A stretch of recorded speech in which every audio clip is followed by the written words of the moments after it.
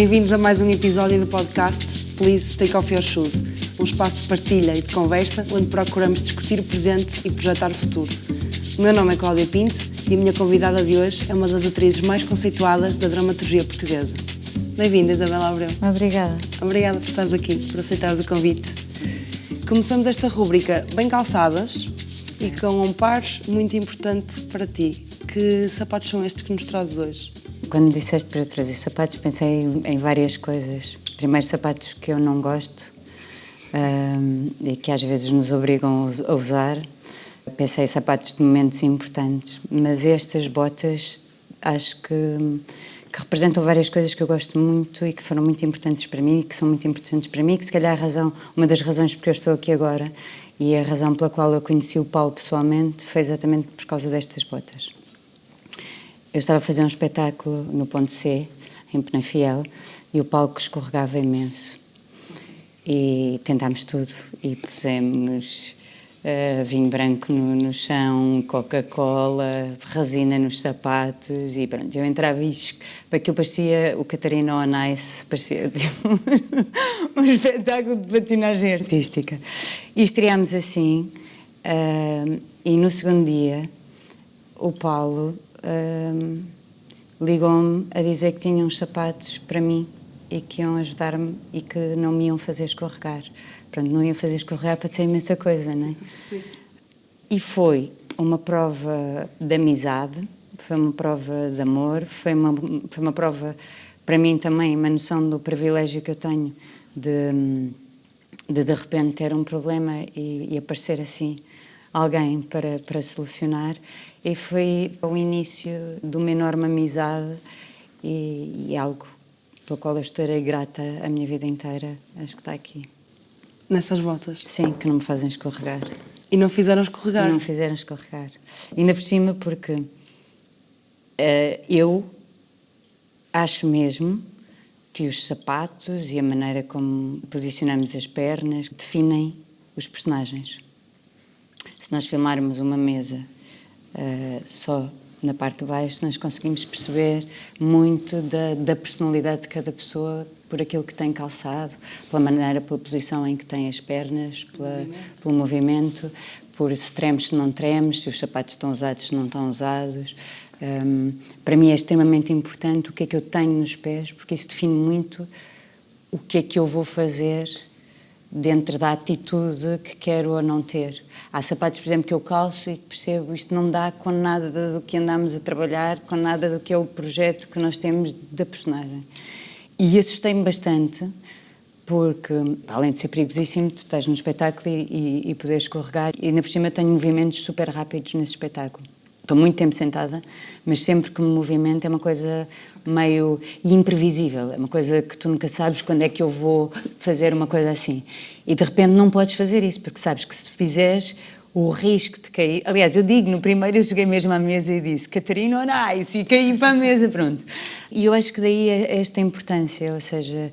E eu acho que o escorregar, e depois também desta relação que surgiu com o Paulo, eu acho que o não escorregar na vida, nem no palco, acho que é mais do que só não escorregar lá em cima. O que é? Nós estamos a falar, antes de virmos para aqui, sobre o estar descalço. Eu disse, eu não me importo estar descalça, porque o estar descalça para mim é sempre a coisa dos pés assentes na terra, de poder sentir o chão, o sol, de perceberes o que é que estás a pisar, de enraizamento. E eu gosto também de sapatos que me enraizam de qualquer maneira. E sentiste isso com estas botas? Eu sinto isso. Neste momento já não estão no espetáculo, não comigo na vida. Por isso é que eu digo o não escorregar, porque tiveram comigo uma vez e agora são minhas, não são da personagem.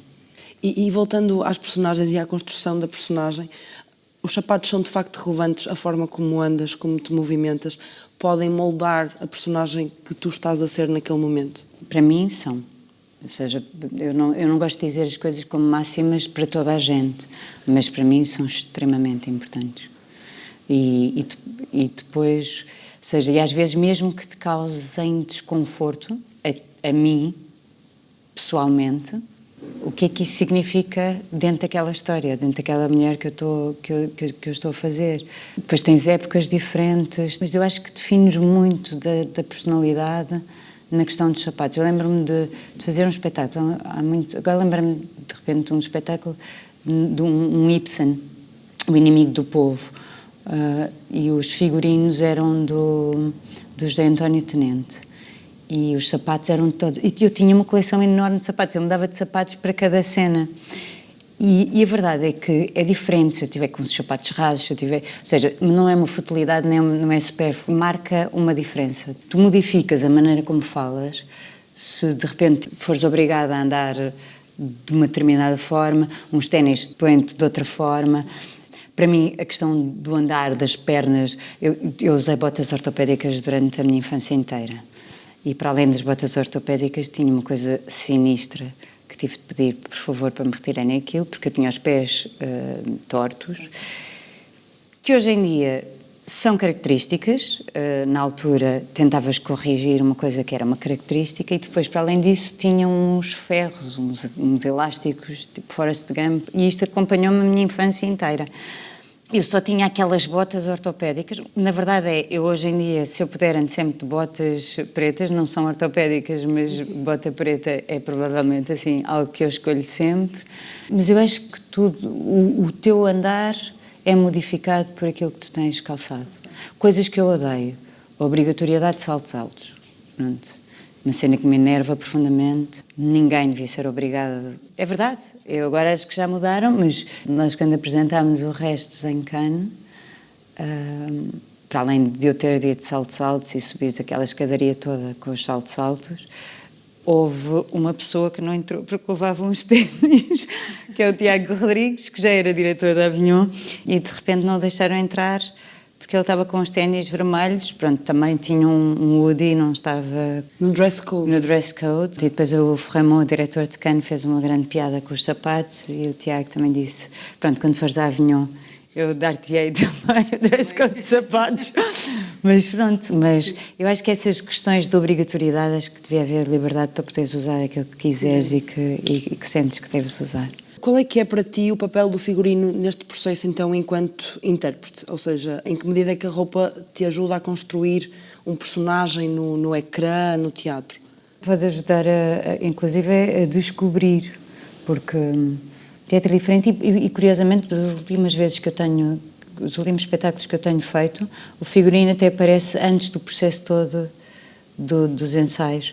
Portanto, tu já sabes à partida o que é que vais vestir ou o que é que vais utilizar. Mas sim, ontem fui fazer, por exemplo, uma prova de guarda-roupa para um filme e eu tinha várias ideias na cabeça, mas é lógico que a construção, depois do que é feito em cima de mim com aquele guarda-roupa, te traz outras possibilidades. E depois te traz coisas que podes jogar, não é? Sei lá, é como na vida. Como aqui, sim. Que é, eu posso fechar o casaco, eu posso abrir o casaco, eu posso esconder as mãos, portanto, o que eu trago vai modificar o meu comportamento. Já me aconteceu também de ter coisas que não te ajudam, mas eu acho que depois aí, a equipa criativa que está muitas vezes contigo percebe que aquilo não serve àquele personagem. Eu não penso nunca, eu acredito que cada um faz o seu trabalho. Sim. E, portanto... É muito raro eu meter-me e dizer acho que isto ia ser mais aqui, porque me sinto melhor. Eu não faço questão de estar bonita ou que me assente na perfeição. Acho que há coisas que às vezes é bom que não esteja no sítio, que não esteja arranjado, que tenham vida, que tenham uso, por exemplo. É uma coisa que me irrita muito quando as coisas estão todas certinhas e não estão... Se tu usas aquilo a tua vida inteira... Sim. Não, há marcas. Sim, há marcas. E essas marcas ajudam-te também na construção das histórias que estás a contar. E há alguma peça, peça de roupa ou de um par de sapatos ou um acessório que tenhas guardado alguma personagem que tenha feito sentido? Ficares com isso? Sim, tenho alguns. E do segundo espetáculo que fiz, mas que foi os espetáculos mais importantes, porque acho que definiu muito do meu percurso. Inclusive a figurinista deu-nos uma bolsa feita a partir dos nossos figurinos, que é super interessante. Giro, sim. E que mantens contigo. Sim. Isabel, qual é a tua relação com a passagem do tempo enquanto artista e também enquanto mulher? Eu gosto. Eu gosto muito da passagem do tempo. Porquê? Primeiro porque significa que estás aqui Sim. Depois, porque tens histórias, quanto mais tempo passa, mais histórias tens para contar e mais histórias tens em ti. Sim. Mais alegrias, mais tristezas, mais problemas, mais tudo, mais vida. Sim. Depois, porque com a passagem do tempo, acho que fui amadurecendo. Eu digo uma coisa que é, digo isto em casa, né? Mas que é, eu gostava de morrer melhor do que nasci. E eu acho que o envelhecimento te traz isso, porque se tu souberes aprender com o envelhecimento, aprendes a ser melhor. E a indústria está preparada para este envelhecimento? Não sei, acho que o mundo não está preparado para muita coisa. Sim. E agora vamos entrar num assunto assim um bocado sério, mas vou tentar ver como é que eu ligeiro isto, mas a verdade é que nós estamos preparados para coisas imediatas, para consumos imediatos. Estamos preparados para carregar no Instagram e ler um cabeçalho de uma notícia e acharmos que lemos a notícia toda. E que sabemos tudo. E que sabemos as coisas todas. E eu acho que isso não se coaduna muito com esta forma de envelhecer que eu estava a dizer.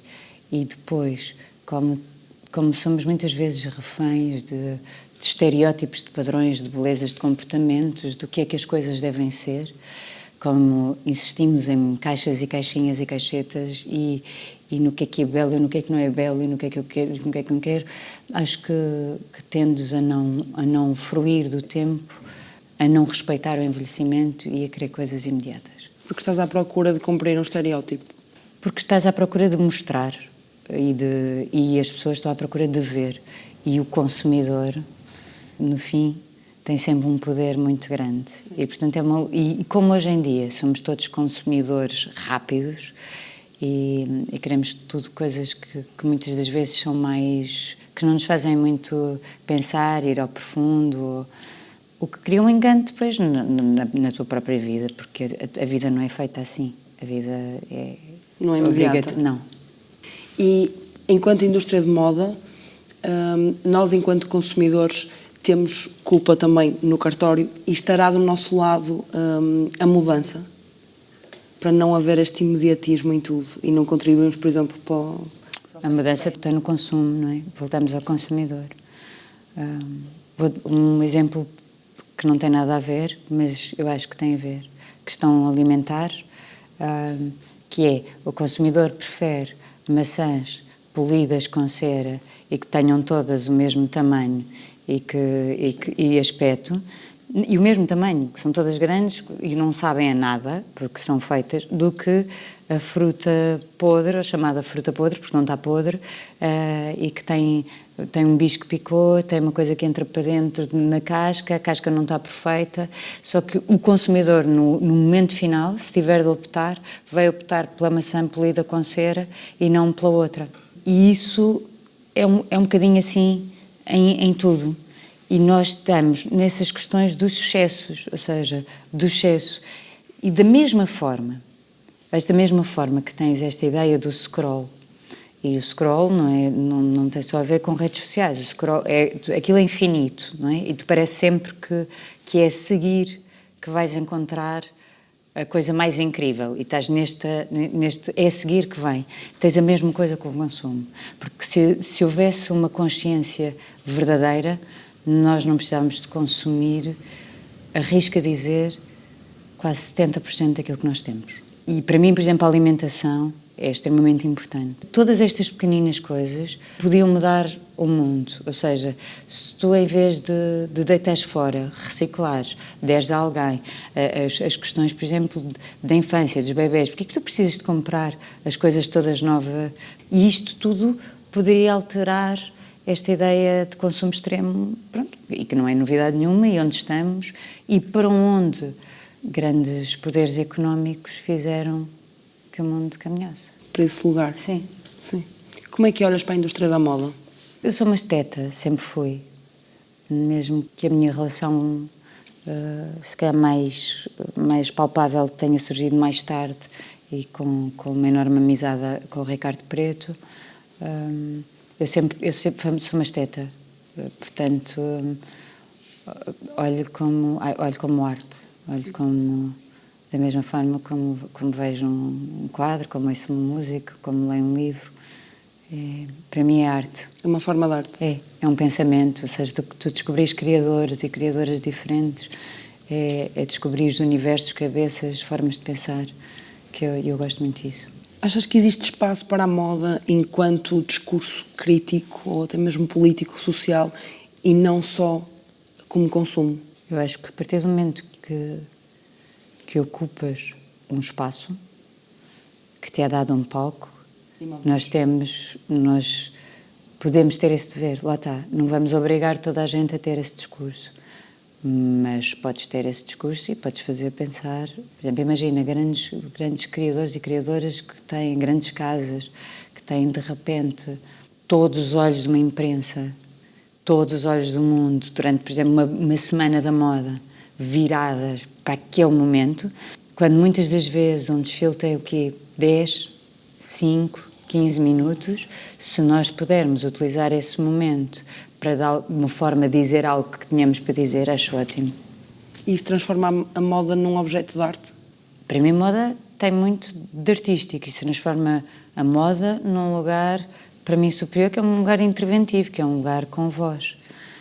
Porque há muitas coisas artísticas que não têm que ter forçosamente uma visão política, social, económica, mas eu, como não consigo atravessar a minha passagem por aqui sem esse envolvimento e não consigo não ter essas inquietações perante o que me rodeia e não consigo não pensar em que a minha intervenção tem uma voz. Por exemplo, eu não consigo pensar na minha rede social, embora neste momento esteja cansada porque eu não me apetece já partilhar mais coisas que são óbvias, não é?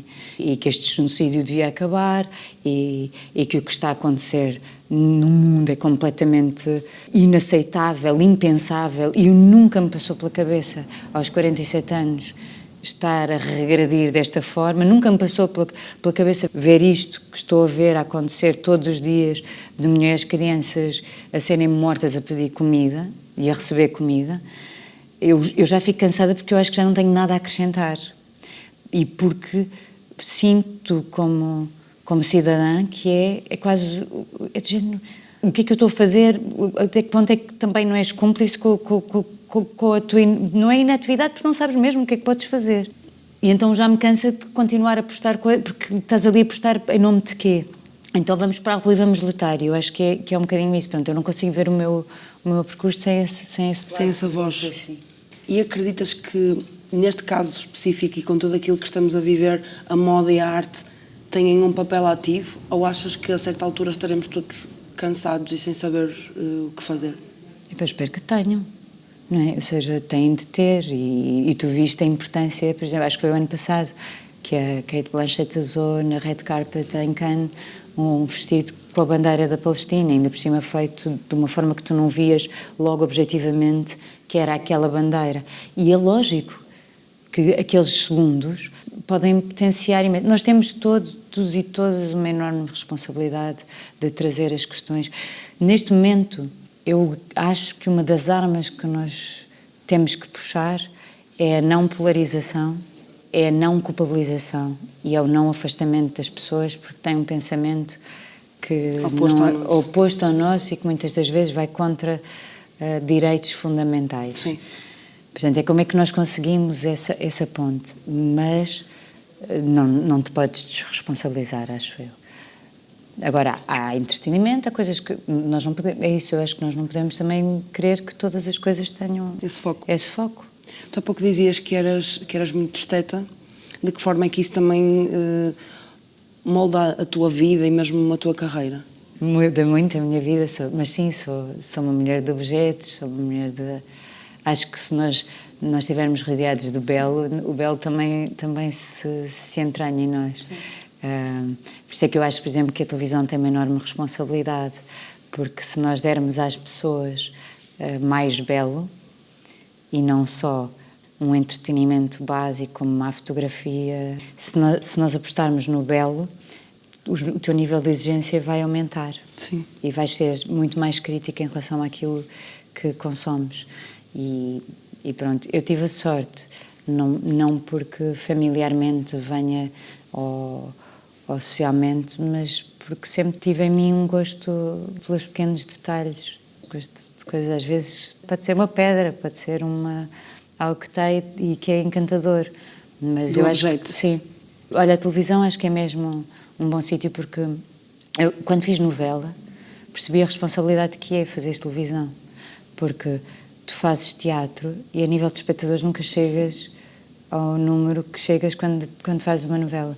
Portanto, tem uma responsabilidade. E nós temos uma responsabilidade de trazer produtos de qualidade, bem escritos, belíssima fotografia. Ainda por cima, o nosso país, e aqui voltando ao calçado, e voltando à moda, e voltando aos técnicos, nós temos coisas absolutamente incríveis, nós somos exímios. Sim. A nossa mão de obra é genial.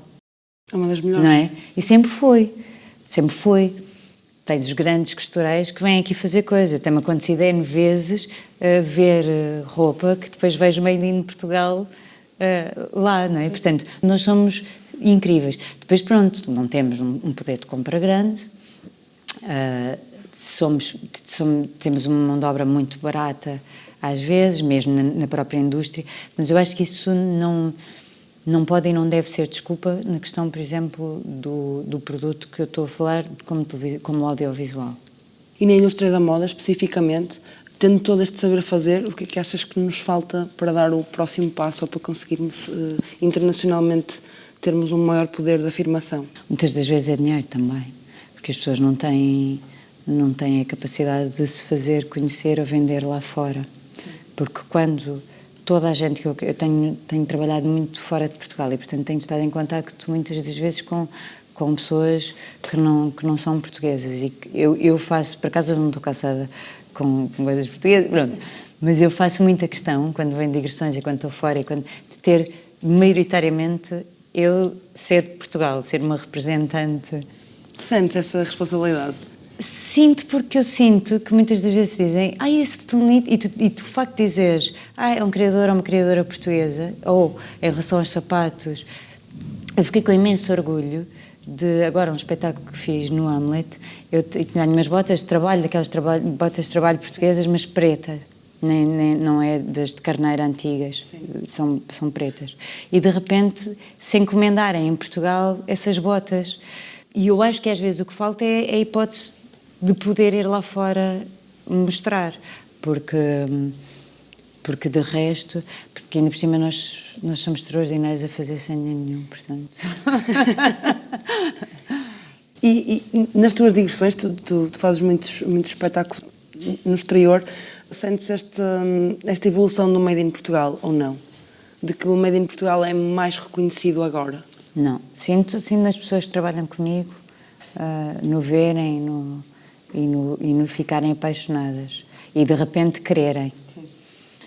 Estas botas, por exemplo, houve um colega meu que viu e de repente eu mostrei que existia também modelos maiores e não sei o quê, pronto, e de repente dás a conhecer e acho que ainda há uma surpresa. E depois ficam surpresos também porque muitas das vezes compraram coisas que são feitas aqui e não sabem. De grandes marcas. Sim.